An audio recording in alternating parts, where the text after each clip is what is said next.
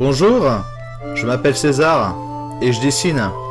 Donc aujourd'hui, comme j'allais le dire, avant de me faire promptement interrompre, je vais vous parler de Final Fantasy IX et de mon expérience personnelle. Alors, c'est mon premier Final Fantasy auquel j'ai joué dans ma vie. Et il m'a beaucoup plu. Et il est assez peu connu, bizarrement, par rapport à ceux qui ont précédé et ceux qui ont suivi. Je pense au 7, au 8 et au 10 évidemment, qui ont eu un succès énorme et qui le méritent évidemment, mais qui ont fait pas mal d'ombre. Alors Final Fantasy IX s'est vendu à 5,5 millions d'exemplaires, ce qui est pas mal. Franchement, ça va quoi. Mais par rapport aux autres, c'est quand même assez peu. Alors, Final Fantasy IX reste un chef-d'œuvre graphique. Ça, c'est, je pense qu'on peut pas trop y discuter. Et il défie les capacités de la première PlayStation. Alors, un chara design ultra poussé, très déformé, très différent des autres Final Fantasy, plus réaliste entre guillemets. Alors, des décors somptueux. Franchement, je vous montrerai quelques images. Réalisé toujours par Hironobu Sakaguchi. Et une musique, oui voilà, depuis le début, depuis le premier Final Fantasy, de Nobuo Uematsu. Voilà, qui a avoué que cet opus, que Final Fantasy IX, était celui où il s'était le plus épanoui au niveau de sa musique.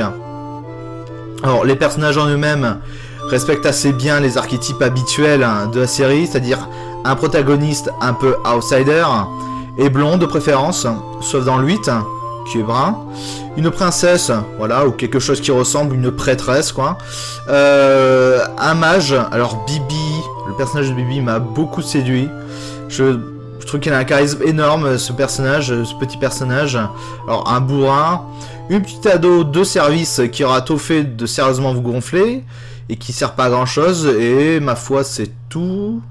Ah si, il y a toujours une mascotte, un animal, une chose pas humaine qui vous accompagne aussi.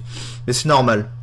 Alors, le bestiaire de la populace, j'ai envie de dire, est assez extraordinaire. En fait, tous les PNJ, tous les personnages en dehors qui sont dans le décor, qui vous parlent ou qui font que passer, voilà, ils sont humains, mais aussi animaux, un peu des deux à la fois. Et ça donne des tronches pas possibles. Il y a une recherche énorme au niveau de tous ces personnages que vous ne verrez que l'espace de 2 ou 3 secondes. Et c'est vraiment très riche, c'est vraiment très amusant. Alors, petit détail, voilà, votre héros, le héros principal, il est là, une queue de singe, voilà. Donc c'est pour montrer à quelle diversité c'est. Voilà. Alors, avant de passer au dessin, parce que c'est un petit peu le sujet de la vidéo quand même, je tiens à vous montrer ces images qui sont pour moi les plus belles du jeu.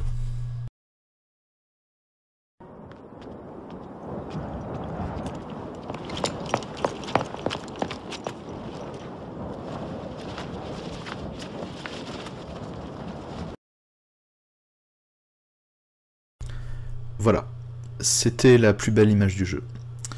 Le résultat, c'est une gourdasse. Il y a évidemment la cinématique de fin qui est très jolie, surtout si vous êtes tapé 50 heures de jeu avant. Mais je ne suis pas cruel, je ne vous la montrerai pas. Alors, on attaque. Alors il s'agit d'une compo avec deux personnages, la princesse Grona et Beat, ou Beatrix en version anglaise, voilà, qui est la générale des Amazones, une sorte d'armée de garde du corps royal censée défendre la ville et ses souverains. Alors j'ai dessiné préalablement quelques brouillons qui m'ont été très utiles. Voilà, je ne pars pas tout nu sur la banquise, loin de là. Je vous montrerai plus tard ces images. Alors ce dessin m'a pris 5h30 environ, donc là c'est condensé en 19 minutes, donc c'est une grosse accélération. Je crois que c'est plus de 15 fois, donc toutes les 4 secondes environ, 1 minute s'est écoulée en vrai. Et toutes les 4 minutes, 1 heure s'est écoulée. Donc c'est vraiment des échelles très différentes, et moi qui suis en train de regarder la vidéo que je suis en train de commenter, c'est très perturbant. Voilà, donc là j'ai à peine le temps de vous commenter ce qui se passe. Bon, j'enregistre pour la première fois. Voilà, je situe à peu près l'anatomie, je fais des formes très simples, c'est-à-dire que je cherche à ce qu'il rentre dans une forme géométrique bien comme il faut. Là, ça rentre plutôt dans une sorte de rectangle, on va dire. Et j'essaie que ça sort pas trop. Alors là, je fais du crayonné léger. Là, je pars sur le portrait, qui est quelque chose d'assez primordial, qui va attirer l'attention de pas mal de lecteurs ou de spectateurs. C'est ce qui attire le plus souvent quand vous faites un joli visage ou un joli regard ou des jolis yeux. Ça marche toujours. C'est pour ça que les caricatures marchent si bien. Hein. C'est parce que on peut reconnaître les gens, ou voilà, on peut voir des choses. C'est un petit peu le miroir de l'âme. Hein. Donc là, pareil, je me concentre vraiment sur ce qui va apparaître en premier, c'est sur ce qu'on va regarder en premier. Alors, j'ai étudié, j'ai regardé, je me suis documenté, je me suis inondé de documentation pour les personnages. J'ai regardé l'artbook, j'ai regardé des images du jeu en gameplay pour voir à quoi ressemblait, à quels étaient les accessoires qui faisaient qu'on reconnaissait les personnages. Voilà, donc là le petit bandeau. Alors elle, Beatrix, elle a vraiment un costume très original qui est entre le civil, enfin vraiment entre un costume de cérémonie, en même temps une sorte de tenue de combat. C'est ce qui donne vraiment du charme au personnage, qui donne son caractère aussi, car les personnages dans les animés ou dans tout ce qui est illustré, le physique compte énormément. Il joue sur la psychologie du personnage. Donc voilà, là elle porte une sorte de robe de nuisette avec une capuche avec laquelle elle tente de s'enfuir au début du jeu. Et c'est pour ça que je l'ai prise, parce que je trouvais qu'elle était très jolie.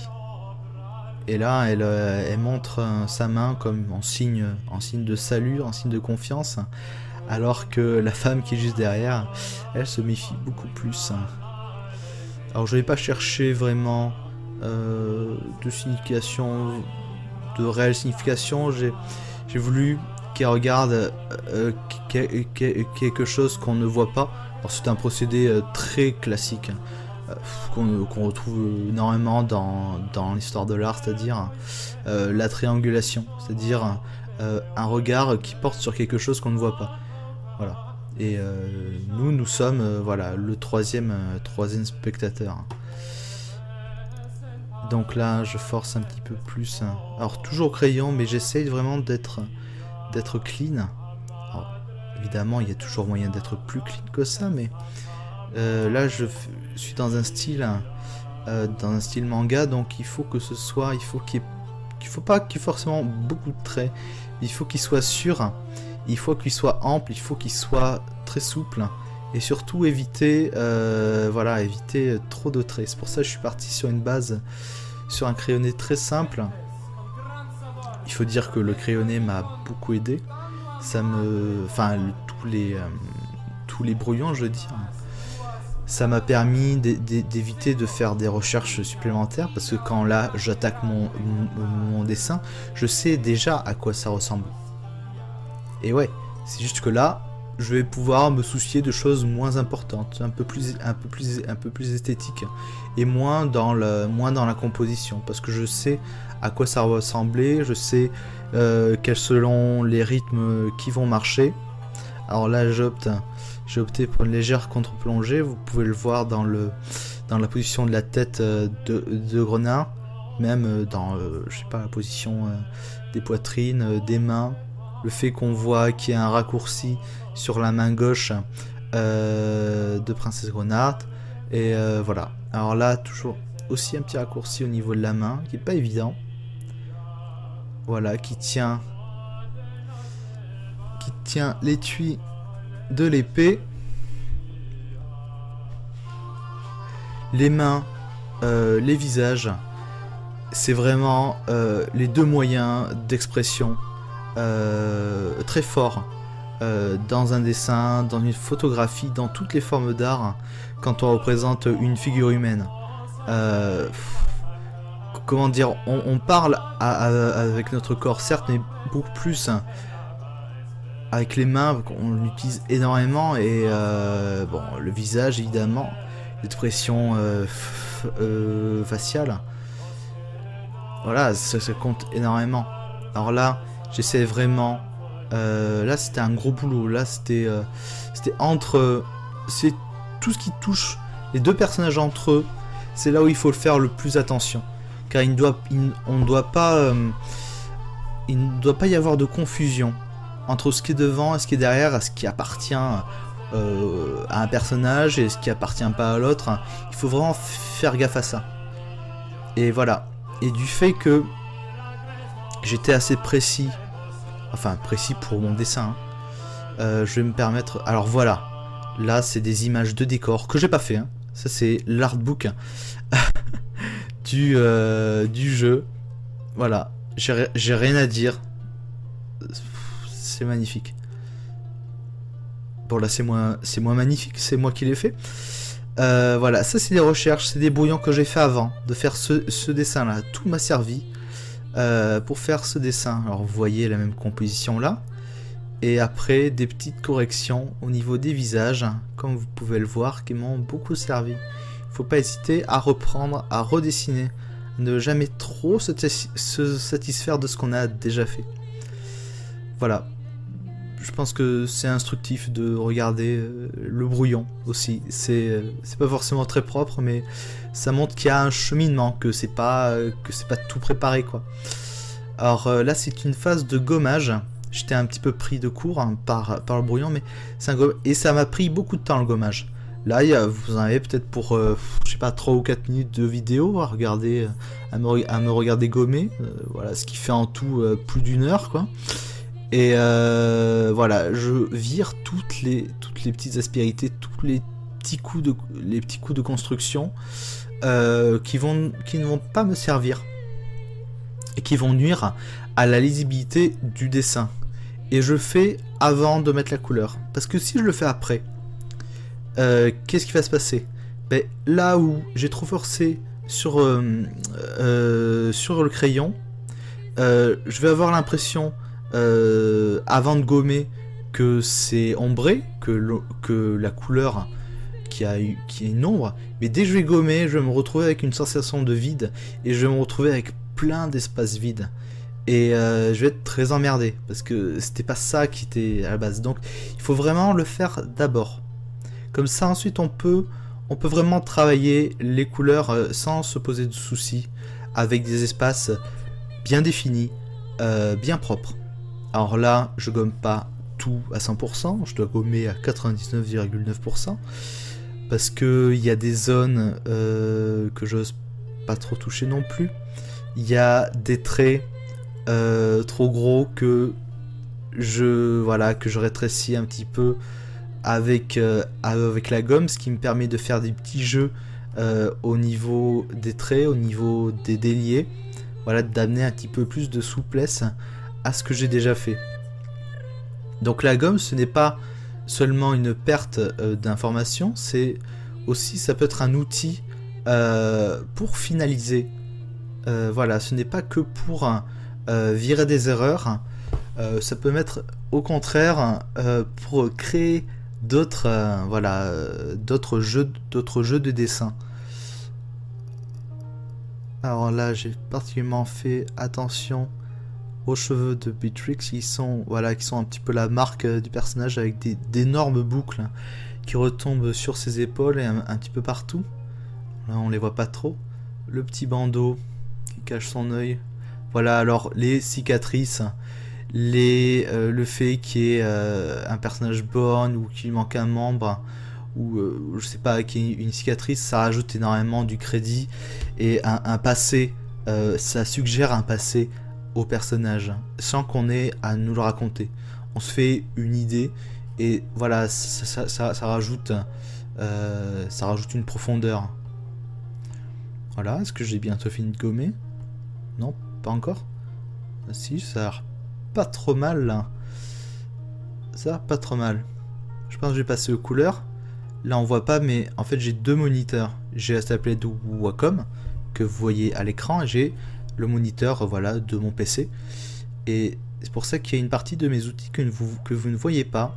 C'est parce que j'arrive justement grâce à ça à les disperser et à ne pas gêner mon espace de travail. Alors là je pars sur sur de l'aquarelle numérique que je ne connais pas trop en fait, mais que j'ai essayé justement pour son aspect un petit peu aléatoire on va dire, parce que le séchage est simulé, donc ça fait des petites taches de couleur selon qu'on passe plusieurs fois ou pas, et je trouve que c'est pas mal. Franchement,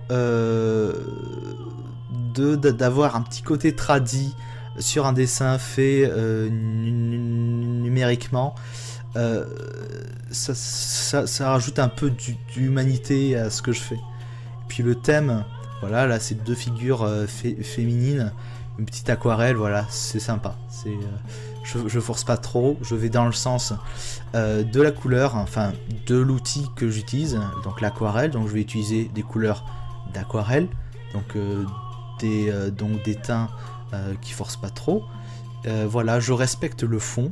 Vous voyez, le fond de ma page, il a une couleur bien particulière, qui est un petit peu dans les couleurs saumon, mais plus blanc, enfin je sais pas, entre œuf cassé, voilà. Et donc toute la gamme de couleurs que j'ai utilisées, ça va aller voilà, du rouge pas trop soutenu, à du jaune, à du orange. Enfin, vous voyez ce que je veux dire, je garde la même gamme de couleurs pour que on puisse circuler dans l'image de manière efficace, sans se prendre la tête, sans qu'il y ait quelque chose qui nous gêne. En plus de ça, il se passe rien de particulier, donc il n'y a pas besoin de mettre des choses trop flashy. Alors voilà, là c'est pour l'instant c'est des couleurs neutres, hein, là j'ai pas mis d'ombre. Hein. Comme vous voyez, de part et d'autre, il y a des petites taches et des petites aléas de couleurs, mais j'aime bien. J'aime pas quand c'est trop clean, ça me... Voilà, enfin c'est très personnel. Hein. Alors, les cheveux. Alors là je me suis régalé pour faire les cheveux.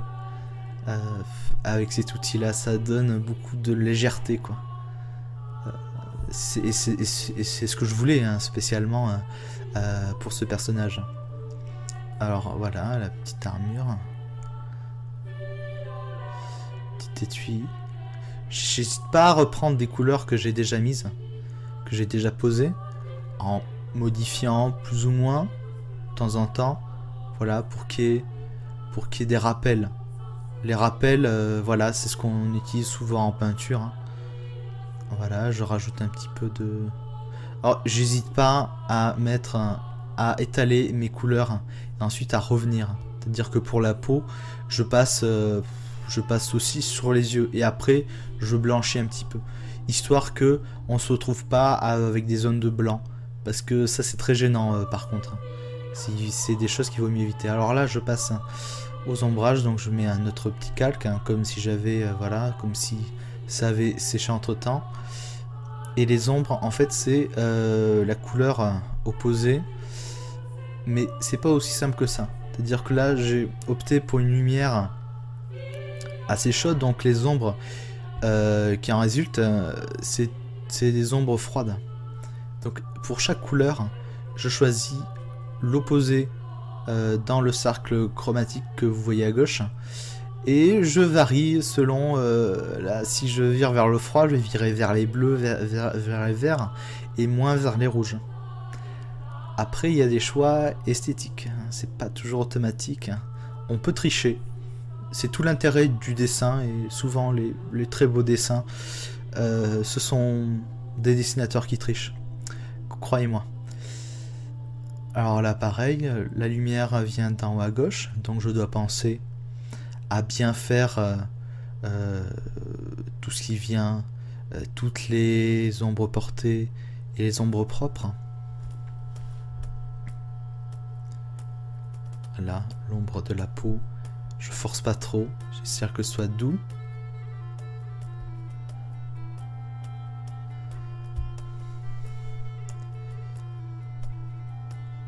Voilà. J'ombre les cheveux, les mèches.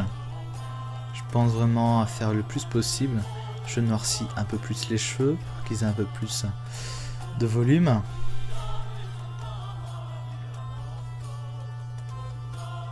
Ombrage. Pareil.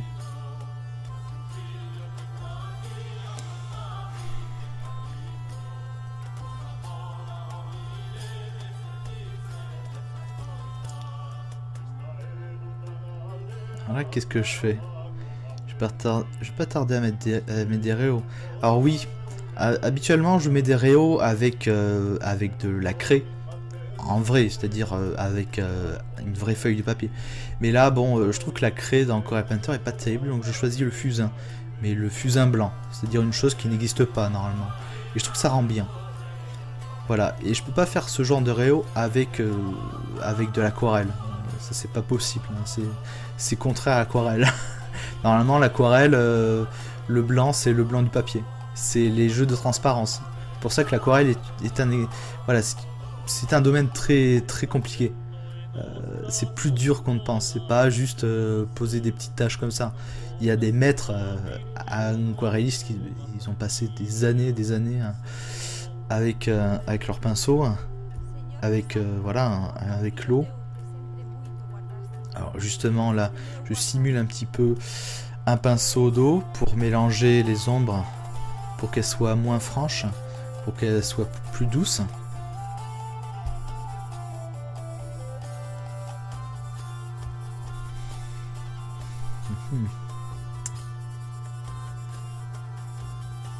Voilà. Là, je vais passer au fusain noir. Donc, je vais repasser sur le crayon que j'ai déjà fait. À certains endroits, pas tous les endroits. Les endroits les plus ombrés, les endroits où il y a beaucoup de nervosité aussi. Je fais aussi bien le contour des personnages pour éviter qu'il y ait une confusion. Donc je vais bien cerner la princesse Grana qui est devant nous. Et voilà, c'est déjà fait. Oh mon dieu, ça passe tellement vite. C'est pas normal quoi, je passe de 5h30 à ça. Bon bah voilà, c'est terminé, c'est déjà terminé.